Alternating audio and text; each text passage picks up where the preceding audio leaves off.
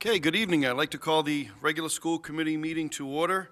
Today is August 22nd, 2023, and we are beginning our meeting tonight at 7:06 p.m. Hope everybody's doing well. A number of items to go through today. We are, as always, being broadcast live on Peabody TV. They do great work.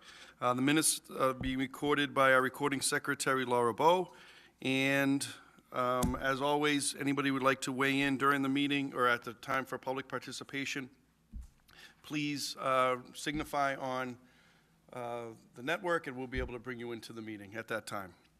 I'd like to start off the meeting if everybody could please rise for a moment of silence, and then we'll follow that up with the Pledge of Allegiance, please.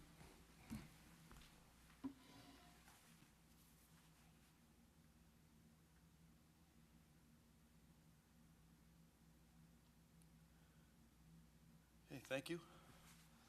I pledge allegiance to the flag of the United States of America and to the republic for which it stands, one nation, under God, indivisible, with liberty and justice for all.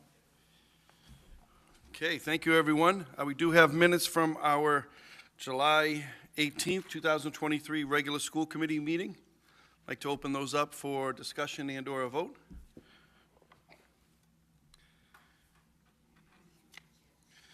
Minutes from July 18th. Motion to approve. Okay, you've heard the motion by Mrs. Dunn for approval of the July 18th, 2023 regular school committee meeting minutes. The motion was seconded by Mr. Olympio. Roll call vote, please. Mr. Swanson. Yes. Mr. Olympio. Yes. Mr. Hawkman's not here. Mrs. Carpenter. Yes. Mr. Miko. Yes. Mrs. Dunn. Yes. Okay, thank you. We have a number of bills to be approved this evening. I'd like to turn it over to Mr. Olympio. Yes. Thank you. I'd like to approve warrant number 5453 in the amount of $1,203,728 dated August 22nd, 2023, subject to audit. Second. Great, thank you, Mr. Olympio. You've heard the motion for approval of warrant number 5453. It was seconded by Mr. Swanson. Roll call vote, please. Mr. Swanson. Yes. Mr. Olympio. Yes. Mrs. Carpenter. Yes. Mr. Miko. Yes. Mrs. Dunn.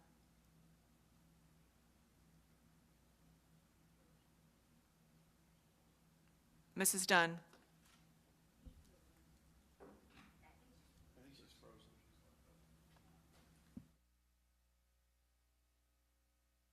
I'd like to make a motion to approve warrant number 5456 in the amount of $39,686.11 dated August 22nd, 2023, subject to audit. Second. Thank you. You've heard the motion made by Mr. Olympio for approval of warrant number 5456, seconded by Mr. Swanson. Roll call vote for approval, please. Mr. Swanson. Yes. Mr. Olympio. Yes. Mr. Hawkman. Oh, sorry. Mrs. Carpenter. Yes. Mr. Miko. Yes. Mrs. Dunn. Yes, and I vote yes on the previous warrant as well. The screen had frozen. Thank you. I'd like to make a motion to approve warrant number 5436 in the amount of $123,072.43 dated August 1st, 2023, subject to audit. Second. Thank you. You've heard the motion by Mr. Olympio for approval of warrant number 5436. It was seconded by Mr. Swanson. Roll call vote for approval, please. Mr. Swanson. Yes. Mr. Olympio. Yes. Mrs. Carpenter. Yes. Mr. Miko. Yes. Mrs. Dunn. Yes. I'd like to make a motion to approve warrant number 5437 in the amount of $65,787.52 dated August 1st, 2023, subject to audit. Second. Thank you, Mr. Olympio. You've heard motion to approve warrant number 5437, seconded by Mr. Swanson. Roll call vote for approval, please. Mr. Swanson. Yes. Mr. Olympio. Yes. Mrs. Carpenter. Yes. Mr. Miko. Yes. Mrs. Dunn. Yes. I'd like to make a motion to approve warrant number 5438 in the amount of $352,375.09 dated August 1st, 2023, subject to audit. Second. Thank you, Mr. Olympio. You've heard his motion for approval of warrant number 5438, seconded by Mr. Swanson. Roll call for approval, please. Mr. Swanson. Yes. Mr. Olympio. Yes. Mrs. Carpenter. Yes. Mr. Amico. Yes. Mrs. Dunn. yes, I'd like to make a motion to approve warrant number 5439 in the amount of $520,176.71 dated August 1st, 2023, subject to audit. Second. Thank you. You've heard Mr. Olympio's motion for approval of warrant number 5439, seconded by Mr. Swanson. Roll call vote for approval, please. Mr. Swanson.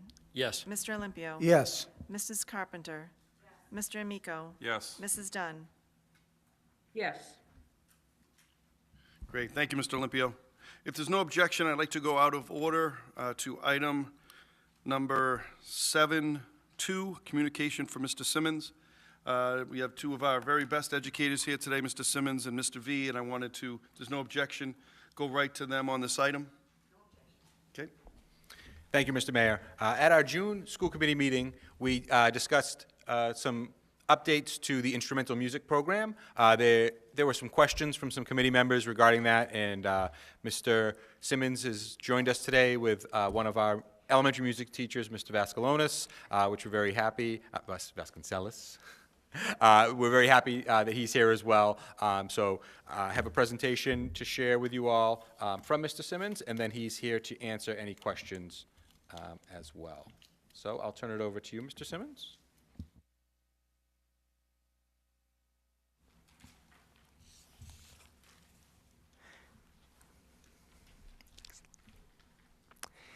For the past 2 or 3 decades, we've started beginner instrument study in the 5th grade.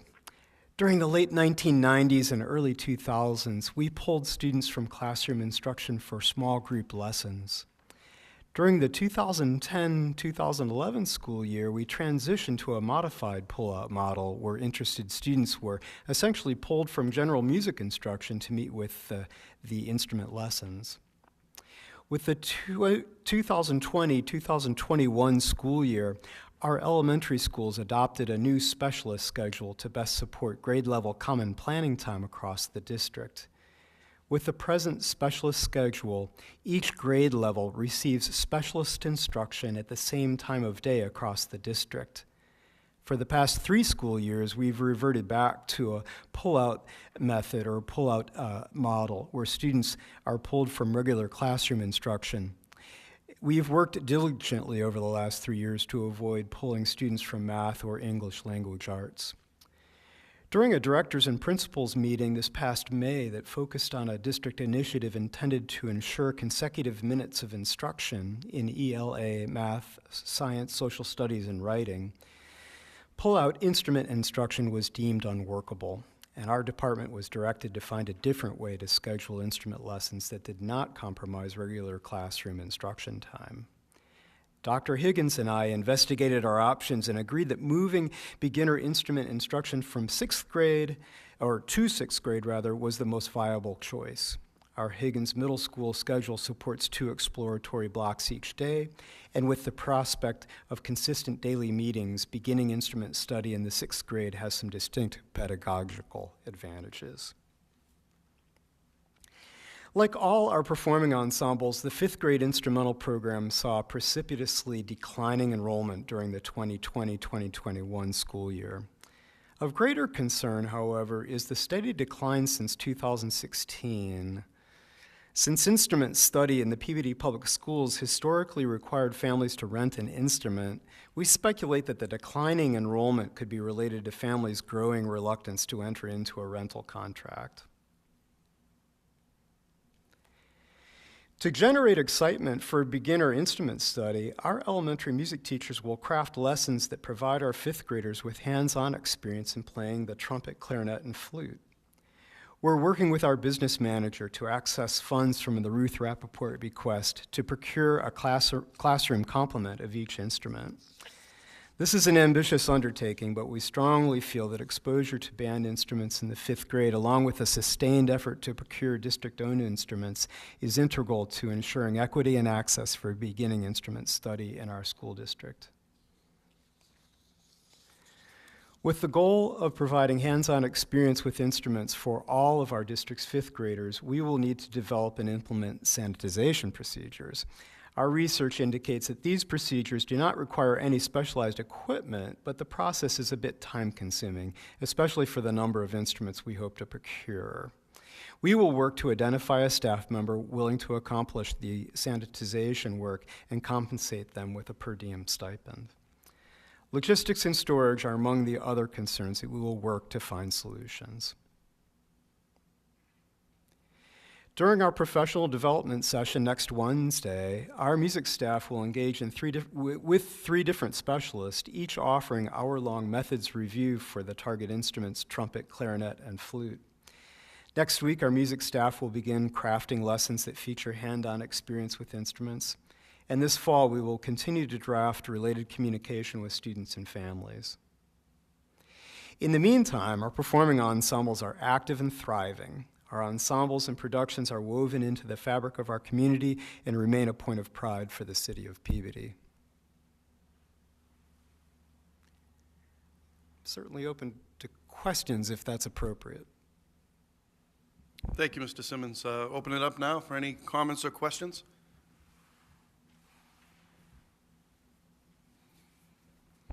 See up there. Mrs. Dunn, I'll turn it over to you. Thank you, Mr. Mayor, and thank you, Mr. Simmons. That was really a great presentation. I appreciate it. You filled in a lot of information that I was wondering about, but I still do have a couple of questions. One is my always concern is being able to, continue on with our amazing performing arts department. And I'd like to ask if, with this project, if we can keep some really good data to follow along, as you have with the numbers of students in the programs, just to see what type of an impact this change has. Because if it has a very heavy negative effect, I want us to be able to jump right in and try to maintain a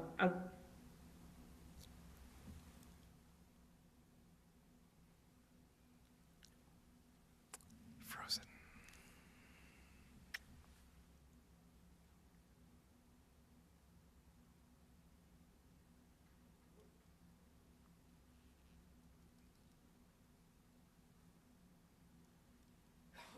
Well, hopefully we can unfreeze Ms. Dunn. Is there any other questions or comments that any of the other school committee members wanted to make at this time?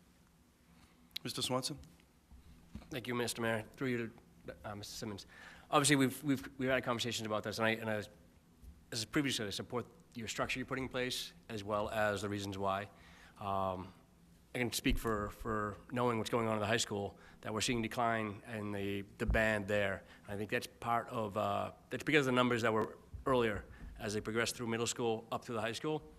High school band is now seeing a decline in some of their instrument players. Getting them more involved earlier, getting more dedicated time to them, and the exposure that we plan to do through the fifth grade is going to help that. I love the program that you're putting forth with the exposure without the expense. It's going to be help with our talented students that we know we have in our arts department. So, Thank you, Mr. Swanson. Mrs. Dunn, would like to turn it over back to you. Oh, thank you, and I apologize. The connection fell off. So, Mr. Simmons, I didn't hear your answer, and I really would like to know if we would be able to continue to keep a good close watch on the numbers of students and the impact of this new program on the band membership. Thank you.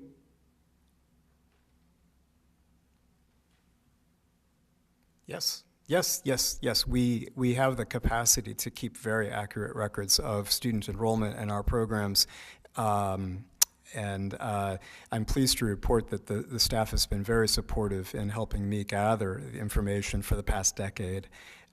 We are concerned that it looks as though there is a downward trend, and I might say we are so grateful to the Ruth Rappaport bequest and in as much as it will fund our purchase of instruments that we can use to help families stay engaged with this program.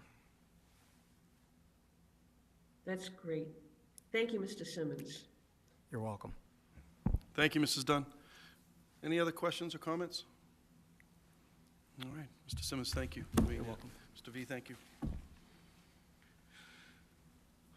Okay, we'll go back to the agenda, and we have item 4, continued business. We do have some items under continued business. Ms. Dunn, any update or report on the Welch School MSBA project that you wanted to give today? Yes, we are coming up to crunch time. And right now, everything looks like it's going to be on time. The students and teachers will be in their classrooms on time for the start. Next week, the teachers may be coming in closer to the end of the week, just because the construction crew is finishing up some small last minute items in the classroom, nothing major. The exterior work, due to weather and due to supply issues, exterior work is not going to be completed on the schedule that had been originally planned. And I know that they're very upset because they want everyone to be able to see a beautiful, shiny new building on the first day of school. But that work, again, that is being completed as well. Hopefully, it will all be done for the first day of school. But if not, it will only be off by a few days. There are other things that were never going to be completed by the start of school that would be ongoing into phase 3. One of which is the gymnasium, and that phase 3 is on time. So we're hopeful that the weather will cooperate and that the front of the building will be done. That was phase 1, the classrooms at the front of the building, and now we're hoping the exterior will be completed. The ongoing work that has been going on right now is the paving at the front of the school. Paving at the back will be done in the spring. The landscaping at the front of the school should be done before the day of opening. And everything else seems to be going along very, very well. They've put extra people on to make sure we can get in there on time. And this is very exciting. I think you're going to really be pleased when you see how everything looks next week. Thank you, Mrs. Dunn. Any questions or comments? Dr. Vidala? Yeah, just one quick thing. We do anticipate that the certificate of occupancy, or at least a temporary certificate of occupancy, will be done on Friday, and teachers would be able to access their classrooms on Monday to help set up, and then all teachers are reporting on Tuesday for their faculty meeting, and we do anticipate that that will be on schedule. Yes. Great, thank you, Dr. Vidala. Okay, next item, continued business, is policy IJNDD, policy on social media. Mrs. Dunn, I'll turn it to you. Thank you, Mr. Mayor. This policy received its first reading on August 8th at our scheduled school committee retreat. And there were some language changes made to this. All the members agreed to it. It's presented again tonight for our second reading. So I would hope that everyone would vote in favor of policy IJNDD, policy on social media, for a second reading. So moved. Second. Thank you, Mrs. Dunn. Thank you, Mrs. Carpenter. You heard the motion that was seconded. All in favor? Okay, that's a unanimous vote. Mrs. Dunn, anything on this item that you need at this time? No, this would be the next one would be IJOCA on the query checks for volunteers. And again, that policy is here for second reading. The language changes in that, as I said, all the members were present at August 8th, and the language changes that we discussed and now are in front of you were to take out, there used to be different levels of volunteerism in the district, and this has just changed it to every volunteer is required to have a query check on file. So I'd like to make a motion that policy IJOCA be approved for second reading. So moved. Second. Thank you, Mrs. Dunn. You've heard the motion, seconded by Mrs. Carpenter. All in favor, that'll be another unanimous vote. Thank you. Thank you, Mrs. Dunn, for those items. Thank you. Next, we will go to the superintendent's report. I'll turn it over to you, Dr. Vidala. Thank you, Mr. Mayor. Okay, tonight we have 3 items on the superintendent's report. And the first one is our welcome back, return to school 2023. We've been working quite a bit this summer to get the schools ready and get our hiring done. Today we had our administrators in, and we had a great training from the I Love You Guys Foundation on school security, which will be presented to teachers in their school meetings on the first day that teachers report next week. We're excited to welcome our new teachers tomorrow and on the 24th. So they're in this week, Wednesday and Thursday. And all teachers and paraprofessionals report on Tuesday, August 29th. We'll have our big kickoff in the high school auditorium, and then 3 days of professional learning. And we're excited to welcome back our students on Tuesday, September 5th after Labor Day. That'll be for grades 1 through 12, and then our pre-K and kindergarten students start on Friday, September 8th. So we've been working hard all summer, getting our schools ready. I know many of our parents and students are waiting with bated breath on who their teacher is for next year. Those notices will go out tomorrow. If there's any questions, families can contact the school principal, but they're really excited. I know I've seen on some of our social media and talking to our school principals, they've done popsicles on the playground and welcoming kids in. So we're really excited to bring our students back and to start the school year. High school athletics has begun, so they've had their first day of they had their conditioning. They've had their first day of practices and tryouts. So things are underway.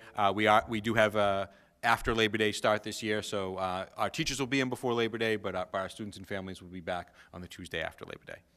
Happy to answer any questions about the start of school. When we have just a couple other items here. So the next item is our student handbooks for 2023-24. We have some updated handbooks for the high school, the Higgins, and the elementary school, and each year we clean up the language, the formatting, and update the names and the new administrators to the district, as well as other district personnel, make sure those are okay. We update the school committee policies, so we had, the drafts are in place. The ones that were voted in tonight are there in draft form as well, and then all of those draft watermarks will be taken off, and our pages will be updated once the committee approves the handbooks.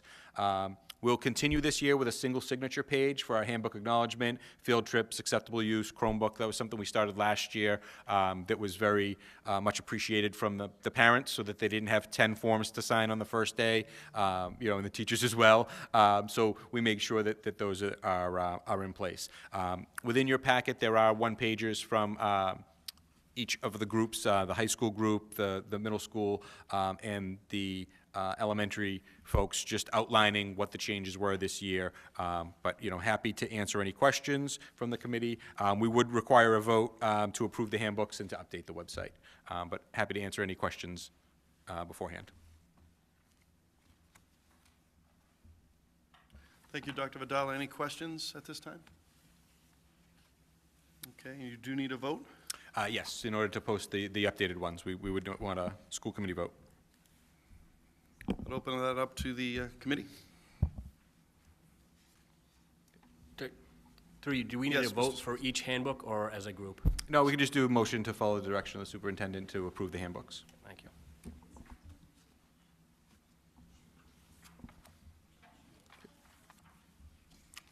Is that in the back?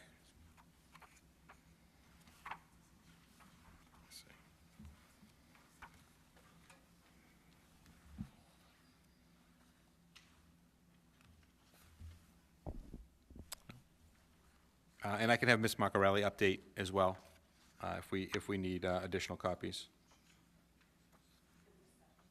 Oh, it was a separate attachment from this packet in the email. So I can get you another copy of that. Yep, absolutely. Yep.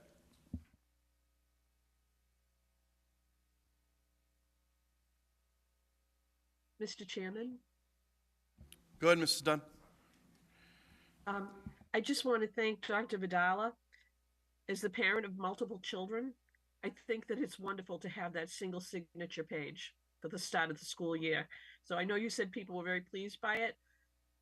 My kids have been out of school for a while, but I can tell you the memories of the night of the first day of school and all the forms. This is a wonderful, wonderful improvement. Thank you. Thank you, Mrs. Dunn.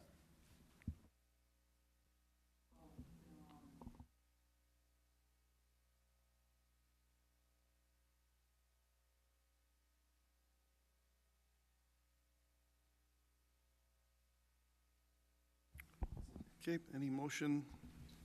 Mr. Swanson? Ms. Carpenter, you?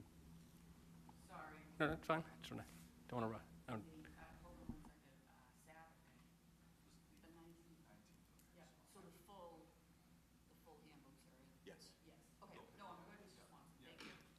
Thank you.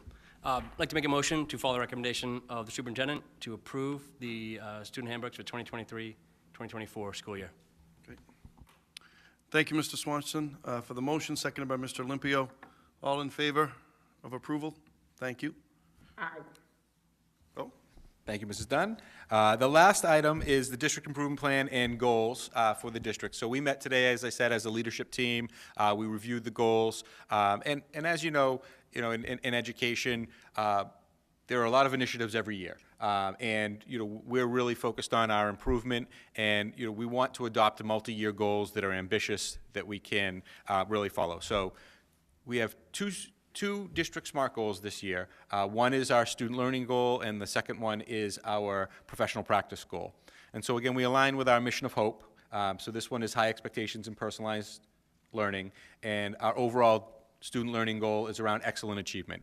Very similar to last year, because this is an ambitious goal, and we want to make sure that we're continuing to move forward. So by June of 2024, the Peabody Public Schools will foster a sense of hope for every student every day that results in at least a 20% increase in the number of students meeting or exceeding expectations on state and local assessments. So back in June, when we presented some of our summary, we had a lot of local information. Now the preliminary MCAS are coming out, and we're seeing that we did make some gains. And so I'm looking forward to presenting those official results when we come back in September, October, as soon as the state releases the official results and we share them with families. But I can say that we did see results across the board. A couple areas that we will be focusing on are current third grade rising to fourth grade.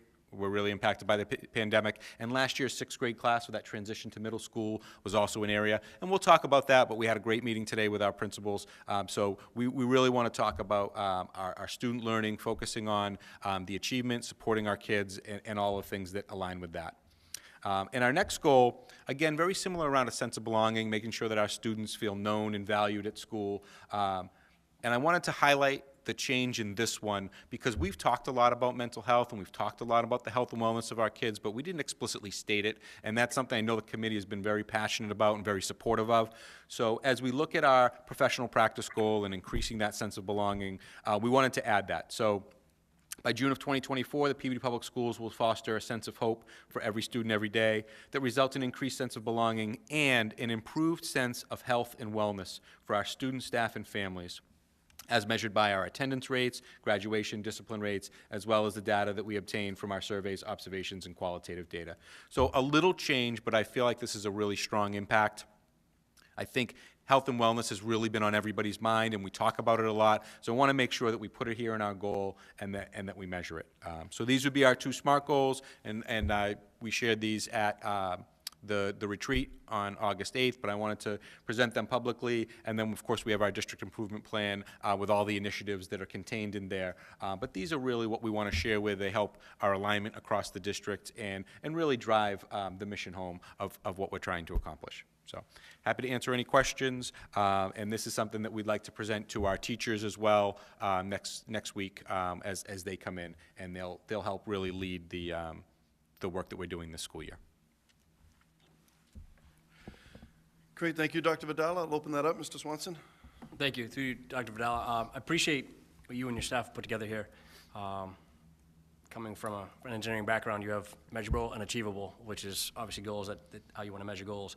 But also looking through this list and reviewing it, you cover everything from education to wellness to safety, which I think is very important for all of our students and our staff, and your staff. So thank you for putting a lot of thought in this and working with the team to develop this. Thank you, Mr. Swanson. And I should highlight, and I know that you all have a copy of it, but I didn't present it, so I should highlight that the goals are the same, but the initiatives and the action steps are different, right? So we learned from last year. We want to continue to improve, and we celebrate that. We did a lot of great things last year, and now there's some new things that we're implementing, and they're all part of our action steps along the way. So like you said, they're results-oriented, they're time-measured, and we're really trying to focus on that. The devil is in the details, and so really, those action steps are what have changed, even though the overarching goal is similar, because we have this ultimate goal, which is a lofty one. The way we're going to get there changes each year and evolves over time, so thank you for that. Thank you. Any other comments or questions?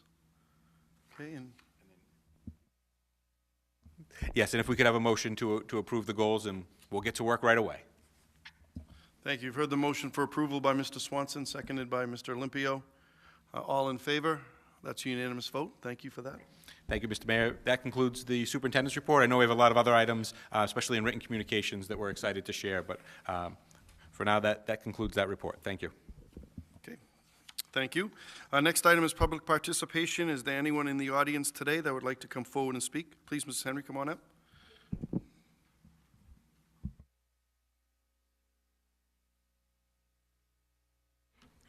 I didn't come planning to participate. I was just here to make sure that the student handbook was passed because I'm the National Honor Society advisor.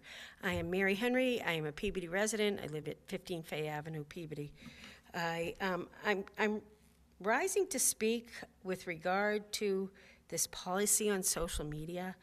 I agree with and respect the spirit of the policy, but as a person with a legal background, I have some concerns about some of the language in it. In specific, I'm concerned about number 3, where it says inappropriateness of posting or exhibiting or advocating the use of drugs or alcohol, which is prohibited.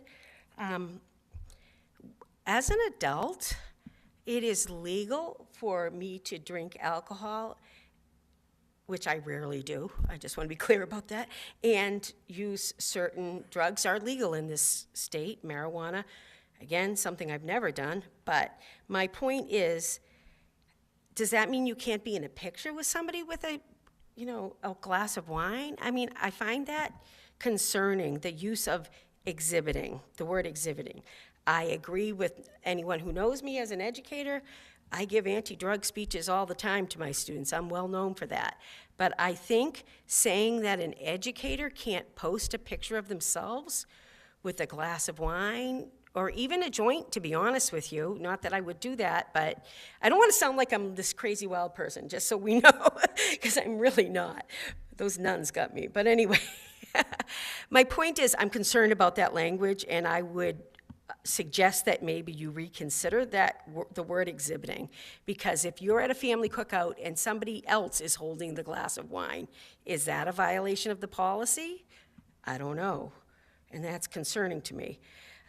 In number 4, I'm concerned with the use of the term inappropriate behavior. What is inappropriate behavior, and how is that determined, and what is the standard for that? I think it's very vague and could be used. Not suggesting that anyone here wants to do that, but it could be used to target people, and it makes me concerned. The next thing is improper use of, that's number 5, district computers and technology. I get that one. I just wonder how maybe we should have some clarity on what uses are allowed and aren't allowed. Although we do take that ethics test, so that would be a good starting point for you.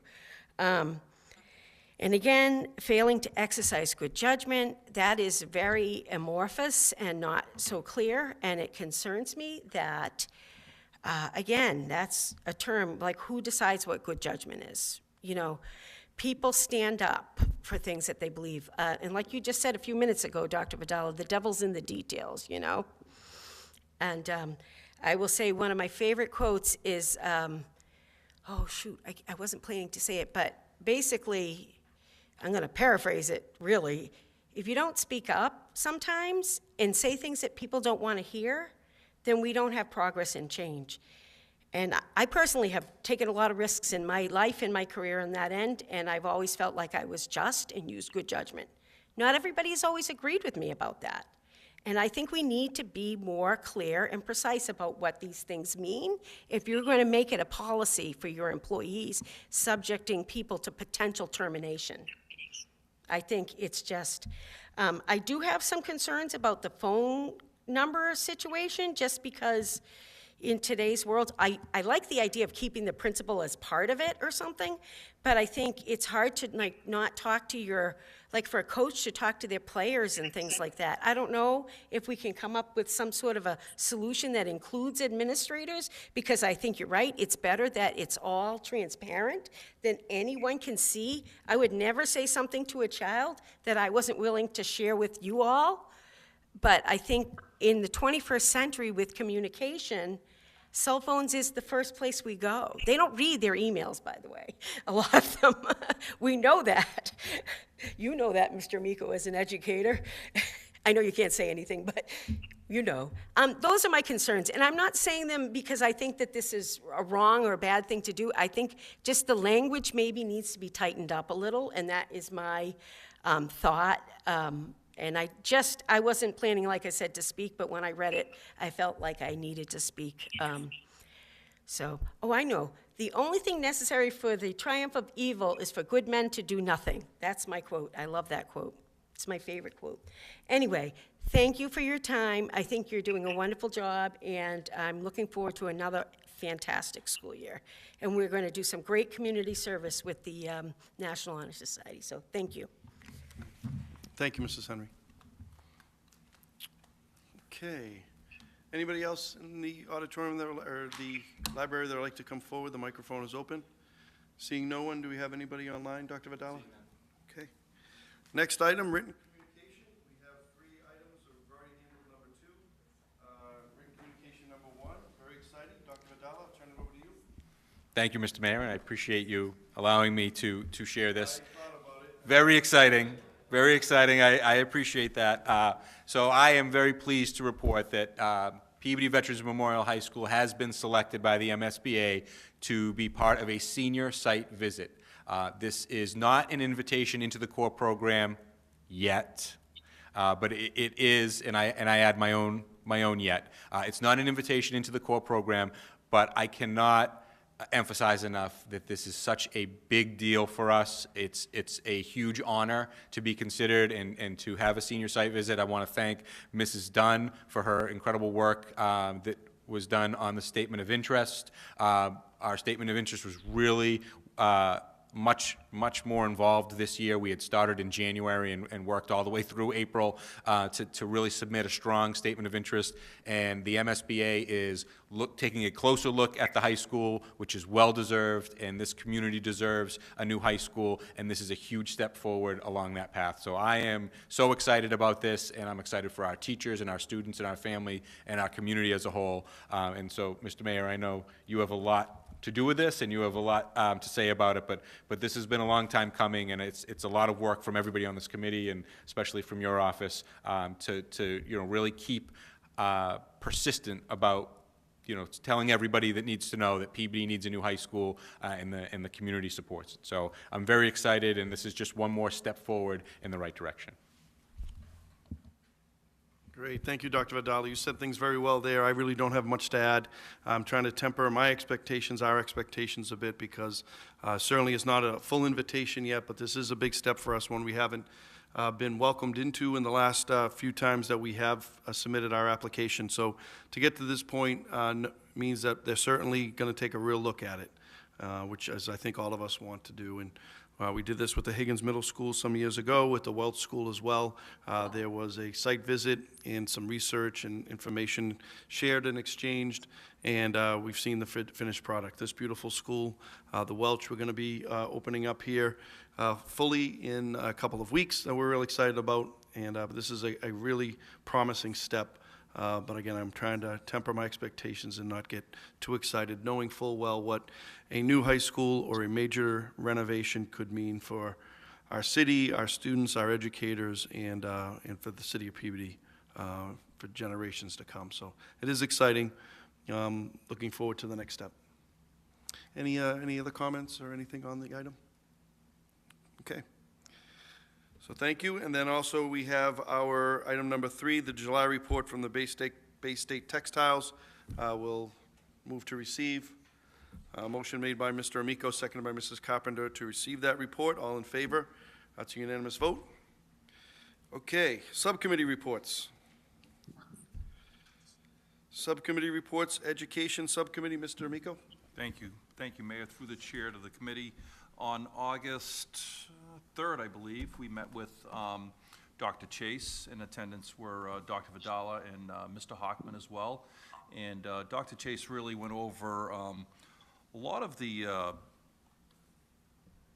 grants and everything that the grants entail. And a lot of these grants are instructional grants. They're grants that help teachers help students, essentially, whether it's reading, ELA, math and science. So she went over a lot of these grants, and I just want to thank Dr. Chase for doing all that work.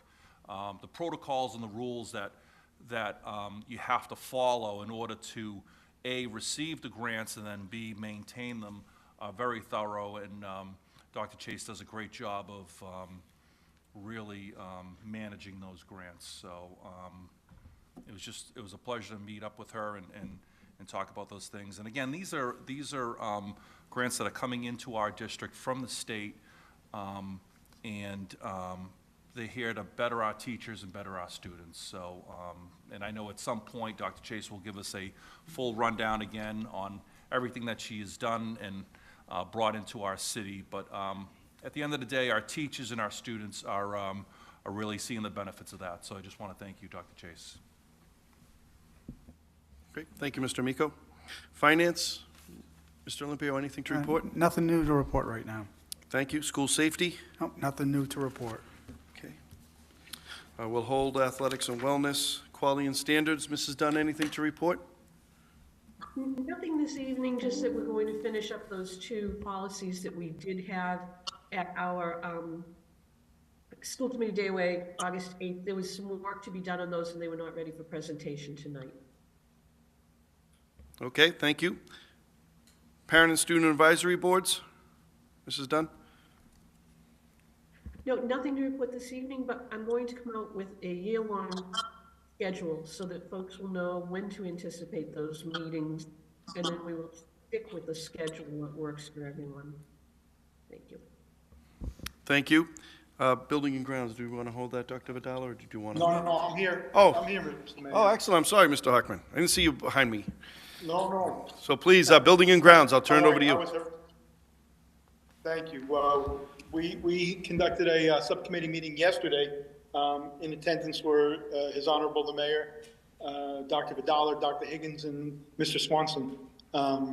We went over quite a bit of work that's been taking place in the schools over the summer. It was reported that the abatement for the floor tiles at the center school has been completed, and new floor tiles have been installed. The PA system at the Brown School will be up and running before the beginning of the school year, and that's the 5th PA system that's been completed in the last year. In addition to the Brown, the Welch Center, South, and Carroll have also had updates on their PA systems. Before the beginning of the school year, the South will have their ductwork cleaning. The committee recalls, there were some concerns raised about air quality at the South Memorial Elementary School. In response to that, we've undertaken cleaning the ductwork within that building, and that should be completed prior to the beginning of the school year.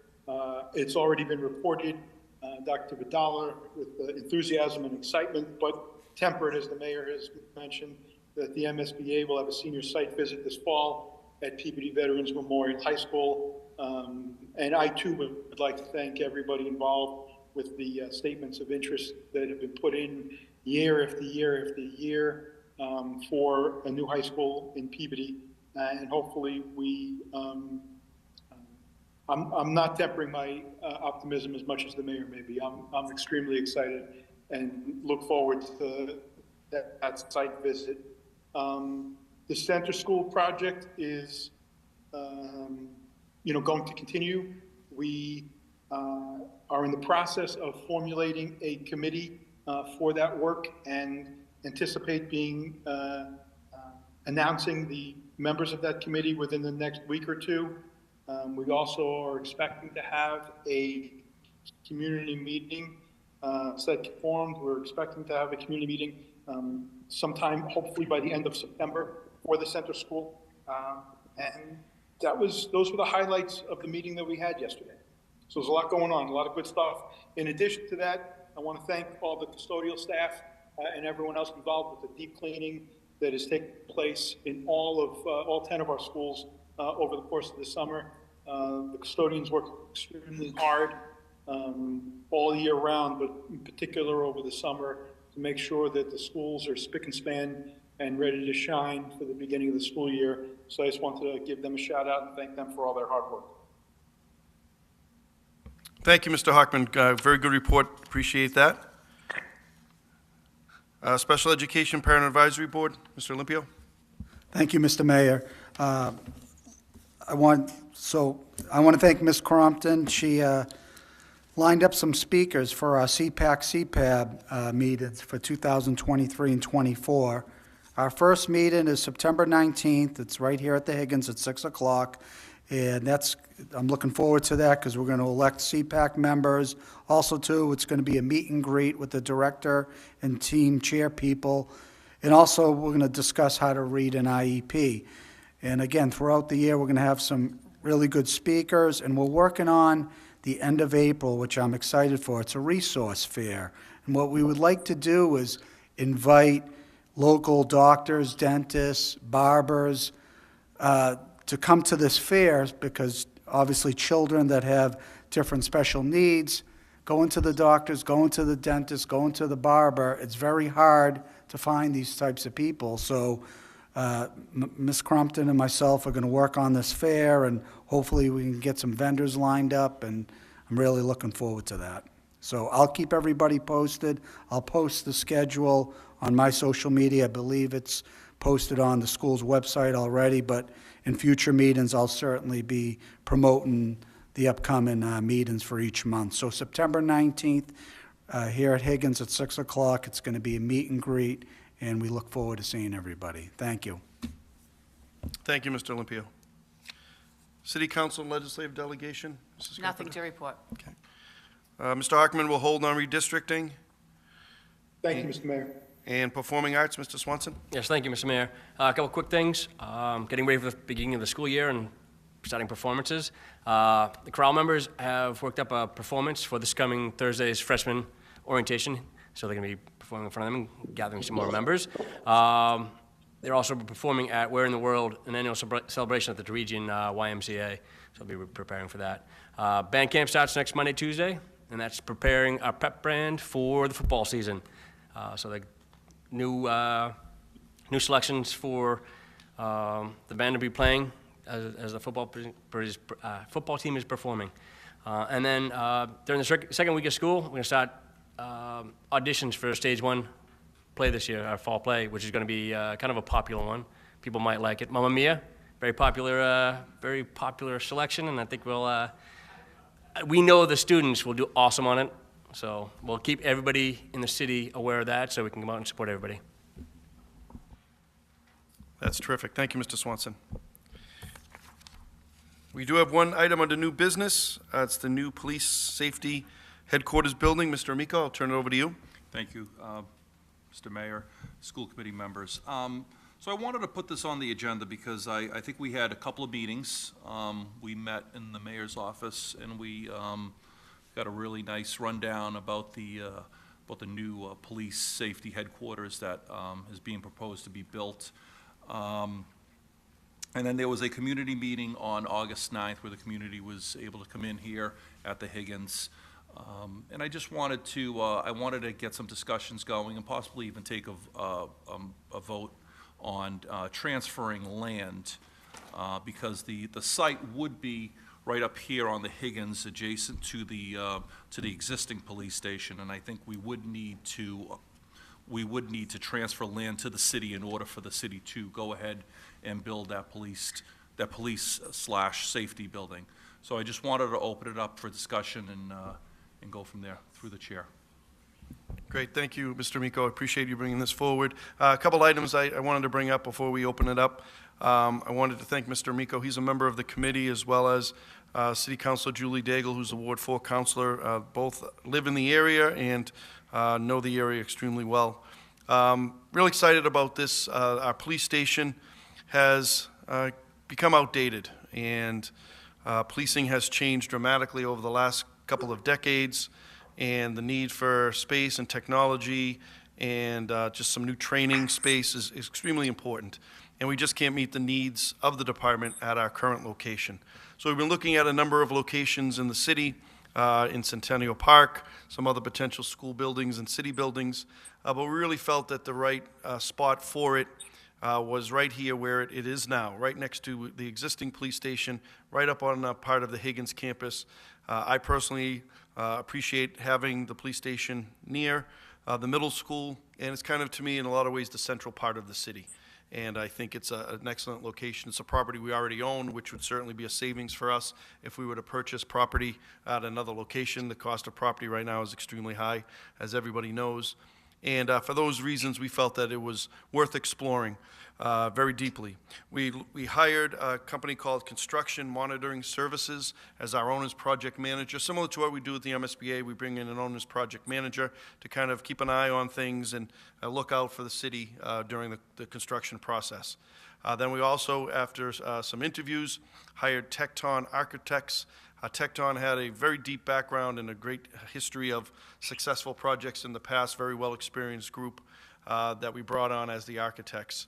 It was a great deal of site work, testing done over at the location, making sure that it can fit in that location and it's workable, which we determined that it was. And the next step is really working on the design. The community meeting that was mentioned by Mr. Amico was very successful. We went through a slideshow talking about a number of items that are in the works here, and I'm really excited to take the next steps. This is certainly something that's going to take some years, but they are working on some designs now. We took some input that we received at the community meeting and brought that forward. So I wanted to recognize and thank again Mr. Amico. Also, part of the construction team is Dan Doucette, our purchasing agent, Mike Gingras, our finance director, Dr. Vidal and his team have been very gracious with working with us. And I also wanted to mention John Blodgett, our retired district attorney for the city of Peabody, is volunteering his time helping us out, as well as Jim Hafey, our public safety director, our public services director, and Tom St. Pierre, our building commissioner, as well as others. Everybody will be involved to some degree. We're also looking at the future reuse of the existing police station, because although it's outdated and not really workable for the police station, it is good office space there that can be used in a number of other ways. There's some challenging aspects to certainly this work that we're going to be working on that were brought forward in terms of parking and traffic patterns. However, the traffic patterns we've been working on for the last number of years since the Higgins opened up, with its proximity to the police station. So I think those are things we have a pretty good handle on. So number of items going forward. It is on part of the Higgins campus. It is a school property, and that's why I appreciate Mr. Miko bringing it forward to see if there's any questions at this time and for a possible vote. So I open it up for any comments or questions at this time, and certainly I'm able to answer any questions about this project. It is a public safety building, I want to be clear. It will house the full police station, but also it will be a fire headquarters. There will not be a fire truck coming out of the location. This is just a headquarters where the fire chief, some investigators, deputy chiefs will have some offices. It makes a lot of sense because we'll be able to have training space for both the police and fire.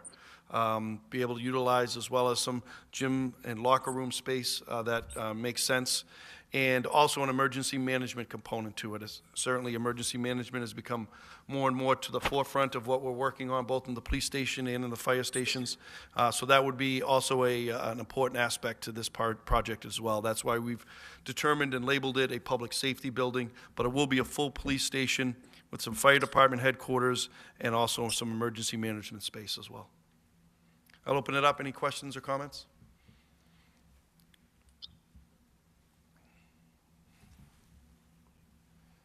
Mrs. Dunn, I'll turn it over to you. Thank you, Mr. Chairman. Excuse me. As a resident, I agree wholeheartedly that the police and fire need a public safety building.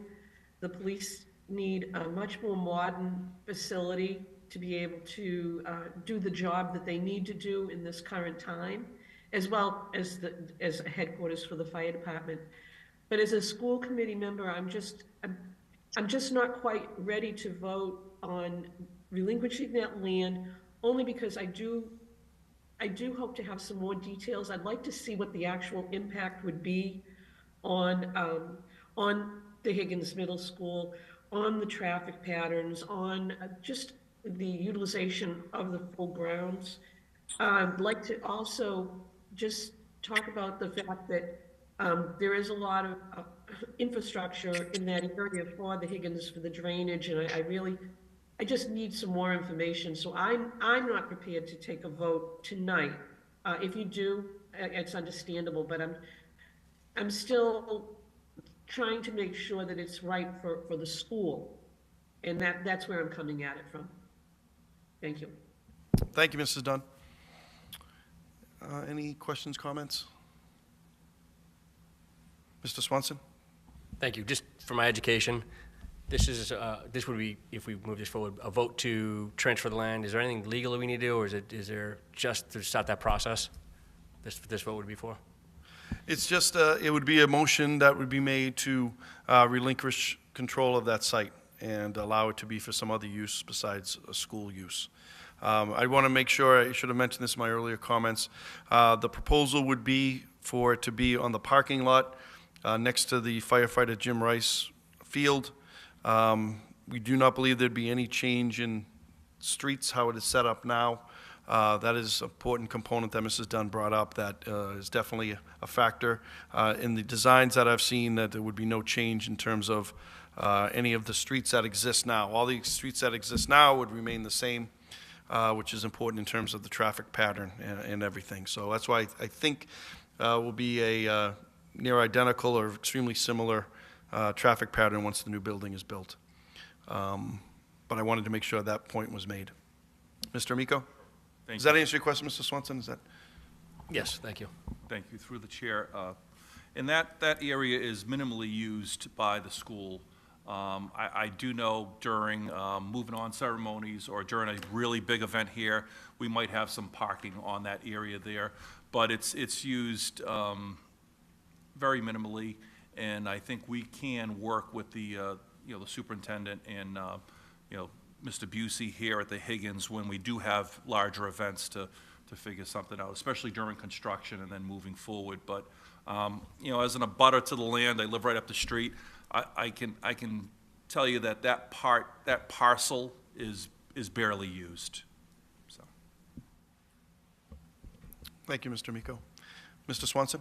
Sorry.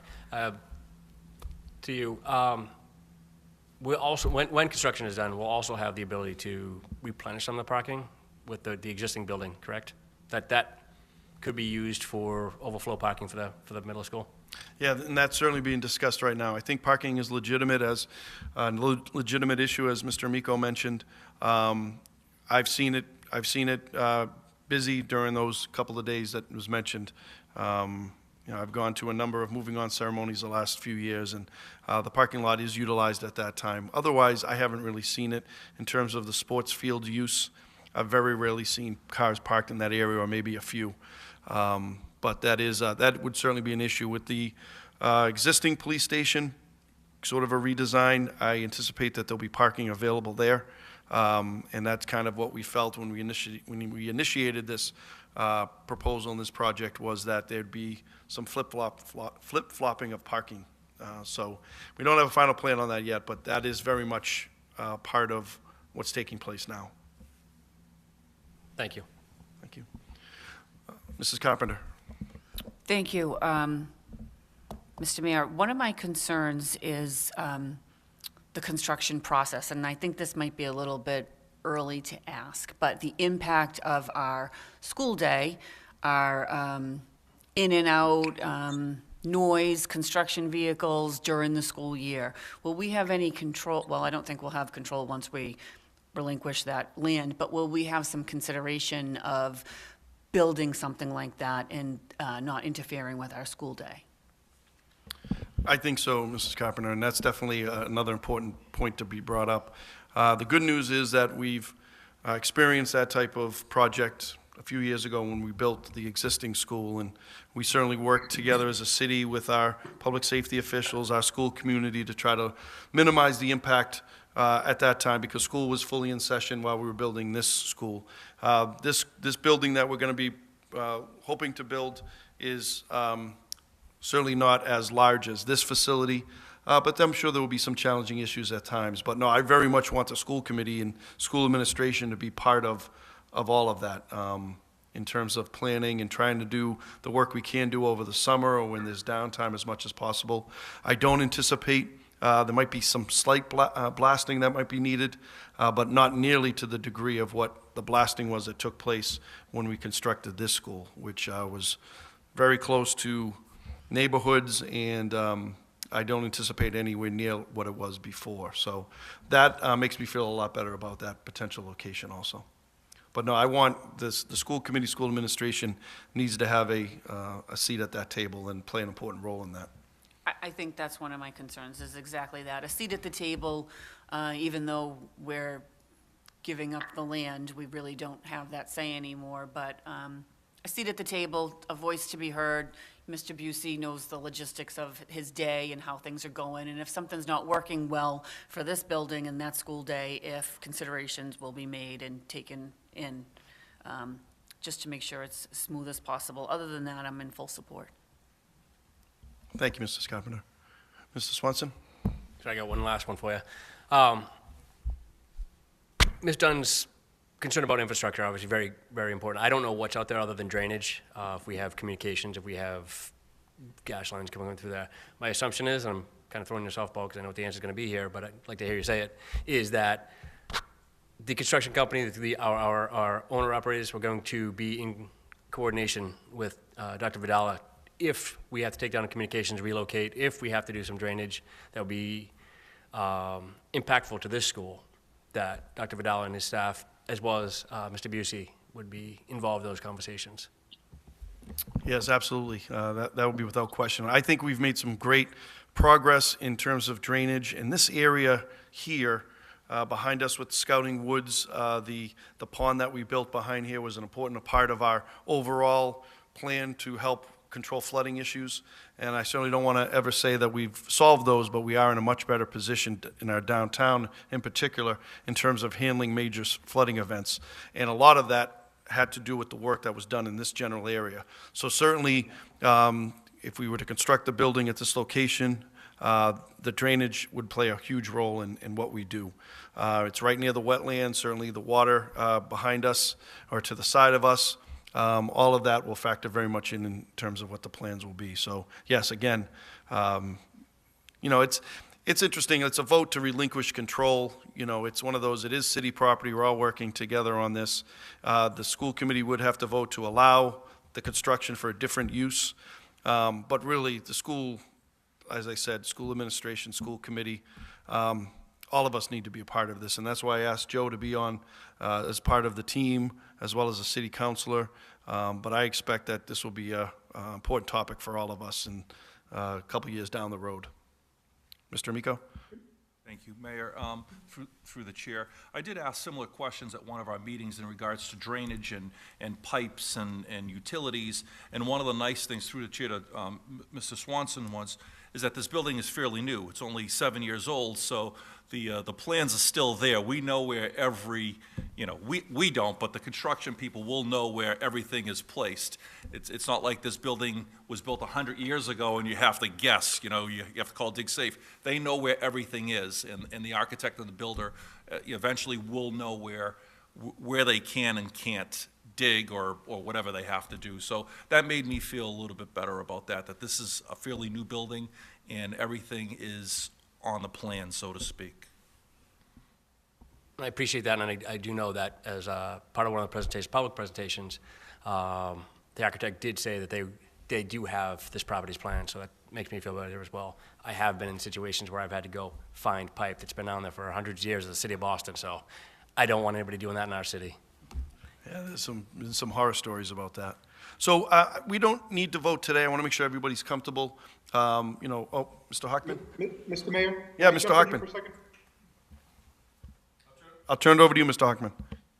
Thank you, Mr. Mayor. And, I think that I, as well as other committee members, have the sentiment that, the police, we support the police and we want them to have a first-rate, first-class facility. We still have to work through some stuff, and I just wanted to bring up 2 points. One, in terms of what Mr. Swanson and you have been talking about in terms of flood mitigation. There has been a lot of work that's taken place in the Allens Lane and Perkins Street area by Emerson Park with detention basins that have helped mitigate some of the flooding that takes place downtown, a lot of the flooding that used to take place downtown. So there has been a lot of work in this area, you're correct, and I'm glad you pointed that out. In regard to this project, if we can consider moving forward some sort of pervious pavement for the parking lot for this facility, if this is the location that it's going to wind up in, similar to the pervious pavement that we put in at the Welch School years ago, which I think is the only pervious pavement for a parking facility on any municipal property in the city. I think this would be a fantastic place to replicate that. So if that can be put in for consideration, I think it would further alleviate any flooding concerns or issues. And the other point that I'd like to bring up is, and we talked about this at a couple of meetings, is loss of parking area for the school, for school use. And I got kicked off the Zoom a little bit with technology tonight, so I don't know if this was brought up, but at one point we had talked about where the current police station is, rehabilitating that building for use for school administration and other things. And if we can enhance those parking areas so that it could be spillover parking for the Higgins, I think it would greatly benefit parents and students and staff on events when there's a lot of people at the Higgins. I agree. Thank you, Mr. Hockman. I think both those points are well made and important. Thank you. So I did want to mention. Chairman? Oh, go ahead, Mrs. Dunn. I'm sorry. I just wanted to bring up one other thing. When we're discussing, the fact that we know where the pipes are, we know where the drainage is and everything. The reason that I'm very hesitant is, and really do want to hear more information, is because I remember the difficulties on that site with the drainage for the new building, with the irrigation system that is installed on the far side of that hill. And I want to know what the impact will actually be with construction occurring basically on top of that system. And also regarding the irrigation system, if this is going to have an impact on that. That was a big issue with Higgins, trying to get that system installed and working. And I just would I just need more information, sorry. Well, thank you, Mrs. Dunn. And I was going to state that we don't need a vote today. Certainly there's no legal requirement. However, I do want to state that we do have a team working in full focus and working on this project. So we are paying for time and expense and efforts, certainly, that the owner's project manager and our architects are doing. So certainly we are running up a bill as we speak. So certainly if it's an item where the the school committee is not going to support that, it's better to know sooner than later. So we'd have to direct our attention elsewhere. So, I don't want to push this off for certainly weeks and months, but I want to make sure everybody's comfortable with the vote. But I did want to state that, there are bills being generated for work that's being done right now. So at some point, in the relatively near future, I'm hoping we could have a vote either way. Would it be okay to submit some written questions to you, Mr. Chairman? Yes, absolutely. I would very much welcome that. Thank you, Mrs. Dunn. I think that's a good idea. So maybe we could keep this, Mr. Miko. Thank you, Mayor. Through the chair, I was going to suggest that to keep it for the next meeting, and hopefully we'll have more time to get those questions answered by Ms. Dunn. But thank you, Ms. Dunn, for bringing those concerns. Appreciate it. Yeah, thank you, everybody. That was a good discussion, and we'll hold that until the next meeting and move from there. So one item I did want to bring up, items for the next agenda will be handled in the regular course, but the meeting date I did want to bring up, our next meeting is September 12th, 2023. September 12th is the primary day here for the city. I think that might be a little tricky. This is a voting location. Could be a little tricky here in terms of having a full school committee meeting. So I was going to maybe suggest moving that date, a week before, a week after, if we want to keep it on a Tuesday. I just want to see what people felt about that.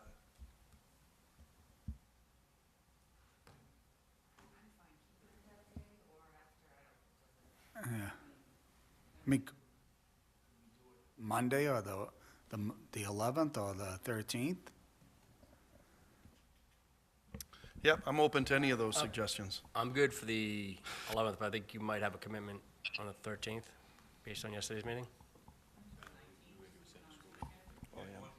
The 19th wouldn't work for me. That's, I got, Well, why don't we keep it for now on the 12th? And I'll bring it up, in terms of possible options if we want to go that way. I did want to bring it up because it is primary, and I think this building will be utilized for voting. Mr. Mayor? Yes, Mr. Hockman. Yeah, no, at the retreat that we just had earlier this month, we talked about having meetings in other locations. Could this be an opportunity to use a school building that is not a polling place? I think that's another good suggestion. Why don't I do this? Why don't we take that in? Let me reach out to everybody and kind of get a sense, and we'll look at dates, other possible locations. I think those are all fine suggestions. I just wanted to bring it forward because I'm sure it would come up. So let me take hold on it now, and then I'll connect with Dr. Vidala, and maybe we have some options for everybody. Okay? You good? And could we check with the city clerk? Mr. Chairman, could we connect with the city clerk, as they usually anticipate a certain percentage of voters to turn out? Yeah, unfortunately, it probably won't be a very high percentage based on past, which is tough always. Yeah, absolutely.